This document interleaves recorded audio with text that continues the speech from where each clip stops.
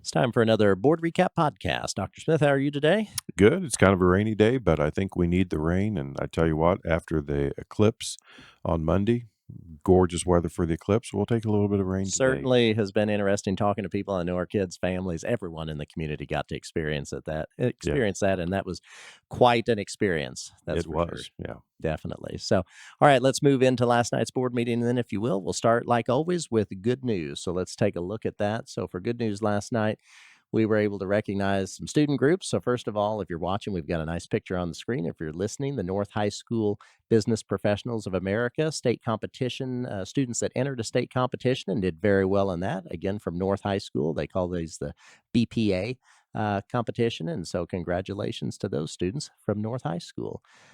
Speaking of entering a competition, we have students at the Southern Indiana Career and Technical Center, which, as you and I have said several times, Dr. Smith, over the times we've been doing this, draws not only our students, but really students from a 5-county region around Yes. Evansville.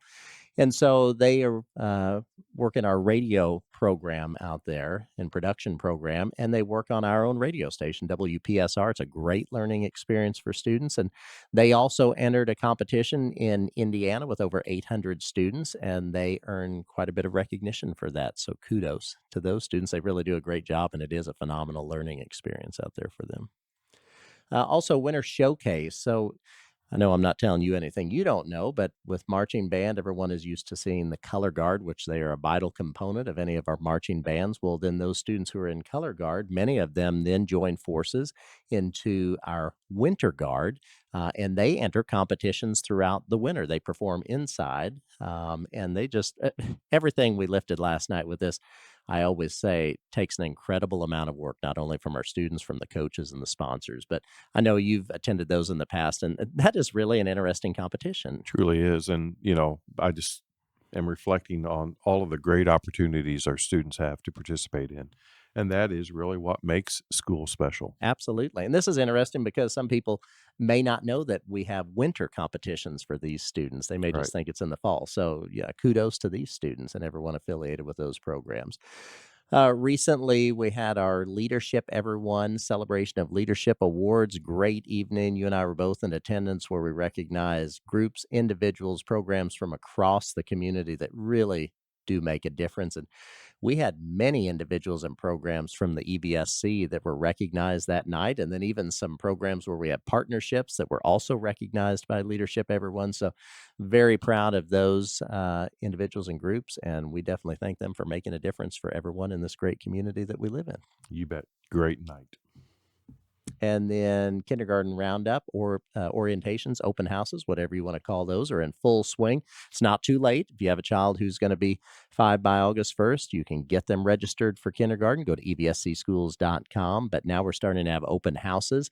And so if you're looking at the screen, we have students from Kays Elementary School, or future students with the Kays Cougar mascot. But a lot of excitement when students and families get to come in and for the first time see what school is going to look like and meet those teachers, and just a lot of excitement in there around this. You bet. And if you are watching this podcast, that picture just has to bring a smile to your face. Absolutely, absolutely. And it's always a special moment too if it's our families having their first child enter Yeah. kindergarten, because that's definitely something as a parent you always remember.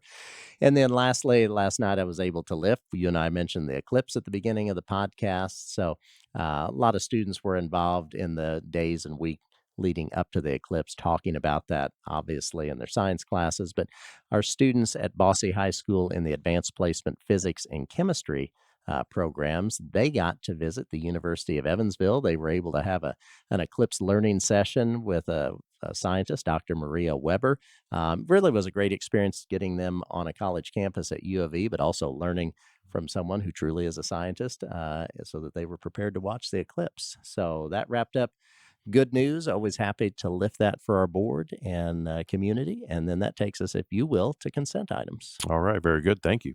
We'll dig into item 3.02, consideration of allowance of payments. For this particular period of time, nearly every pay in March. So you can see the dates listed there, one in February. So it included basically all of March. That included two pays, also included Insurance included $3.4 million worth of bus purchases, health insurance, state taxes. So that's a large amount, $25.8 million. But that, as I said, was for the entire month of March, with the exception the first pay in March.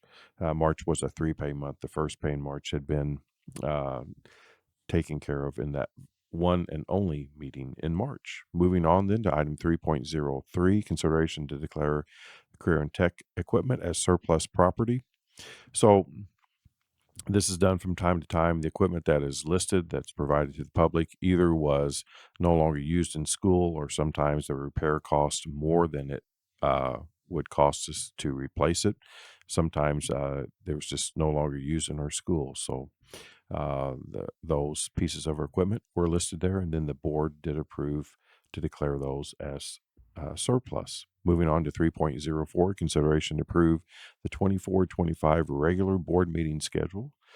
So those dates are listed for our patrons to review. And then finally, under consent item 3.05, consideration to approve supplemental pay for extended day care center staff. So we're really pleased to be able to provide additional supplemental retention payments that are funded by the Build, Learn, and Grow Stabilization Grant. This really has helped because we've experienced a 92% improvement in our staff retention for those very important staff members. Yeah, I'll echo that. Very important because our working parents with elementary school students, they truly do rely on staff members at our extended day or daycare centers for before or after or both school Yes. care. So definitely like to see that. You bet. Moving on to 4.01, which is consideration of personnel recommendations. So those are presented for approval. Want to lift two people. One is Amanda Taylor. She's going to be the director of engagement and programs. So will help a great deal in managing and leading several of our programs. And then also pleased to announce that Tony Hamilton, who is currently the principal of Evans Elementary School, will be our new Chief Diversity, Equity, Inclusion, and Belonging Officer. And very happy to have her come aboard our team. Yeah, I think she's going to do great. She's a longtime teacher, administrator, parent of Right. EVSC, so students. So yeah, she's going to be a great Right. addition in that role. And that takes us into Yeah. action items. Well, and just to add on, Tony, very well respected in the Yes, community. Her kids have gone through EVSC now at Harrison High School, so knows EVSC inside and out. And as I said, incredibly well respected in the community. So a great addition. She's always been with EVSC, right, but a right. great addition now to our leadership team. Right. Yeah. Looking forward to what she can accomplish in that role. Yeah.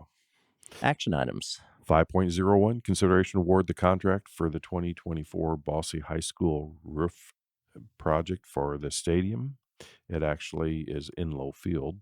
Um, so that was presented as an information item before, and that bid was awarded to Midwest Roofing.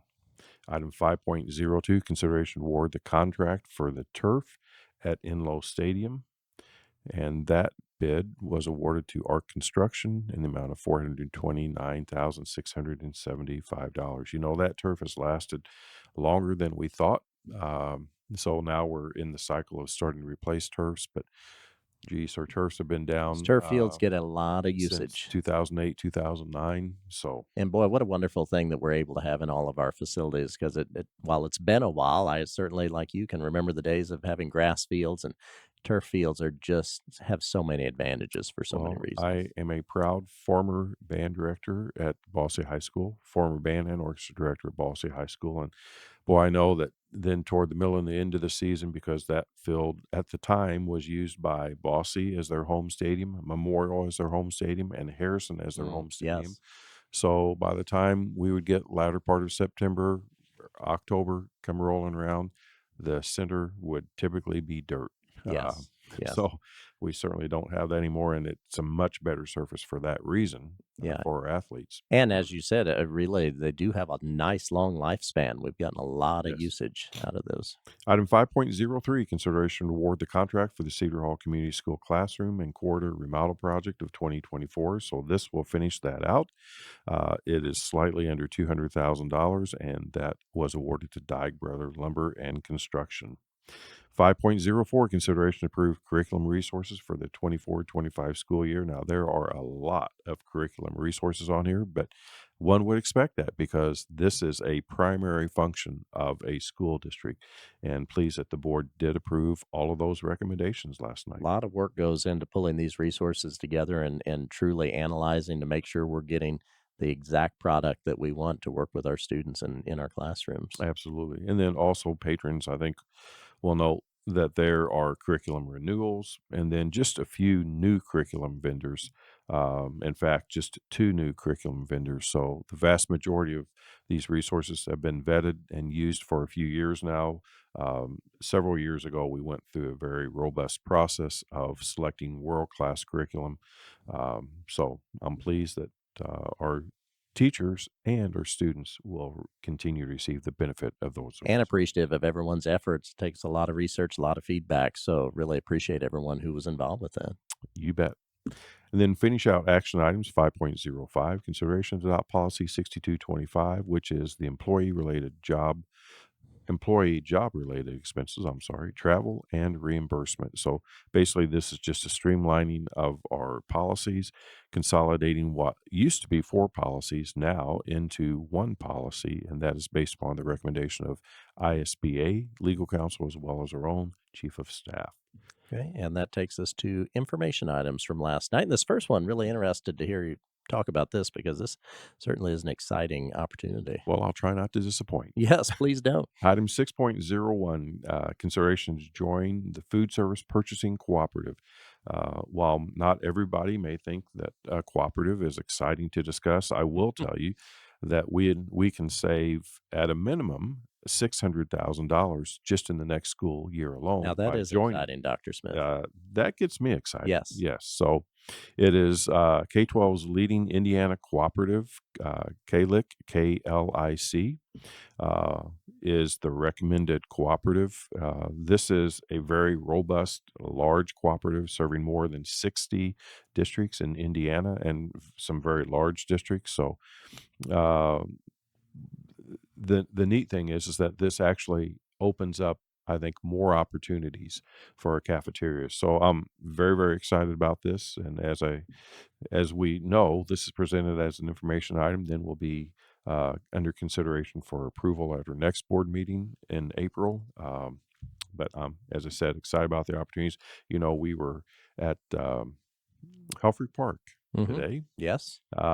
with to award and to acknowledge and really show our gratitude to the middle school teacher of the year Yes. Very exciting. and Lindsay O'Brien. Just what great comments. But as I was walking out, I stopped in to talk to the cause for applause recipient, Yes. It was just cafeteria recently. manager, Yes. yeah, at the beginning or last month in March. And man, the aroma of chicken caught me and I huge noticed you did make a chicken breast. beeline Yes, into the I kitchen did. area. And fried chicken.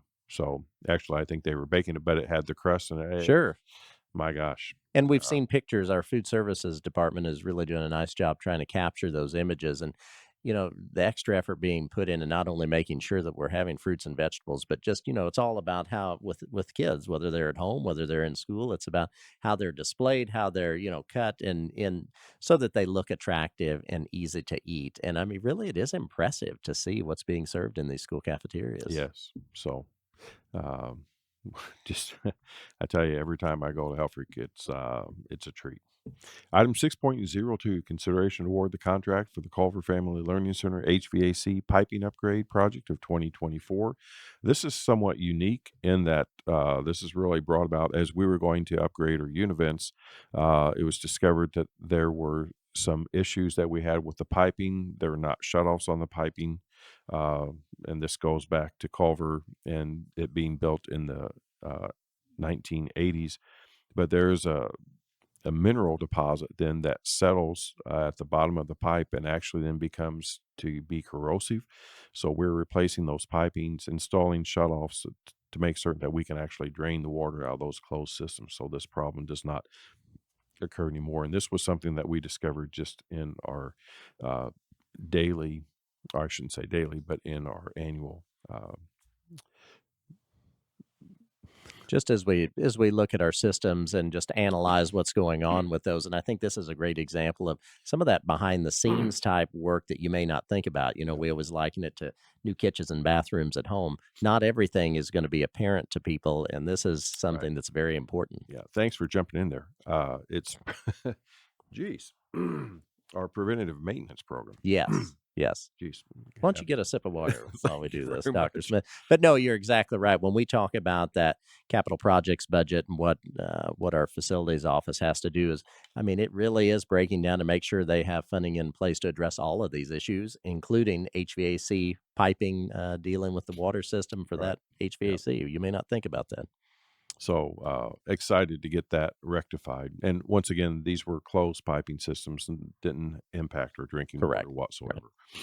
And then item 6.03 through 6.06 are the monthly financial reports that Dr. Underwood brings to the board for their review. And then did want to take a second to do this. You mentioned this earlier. We did get to participate in these today.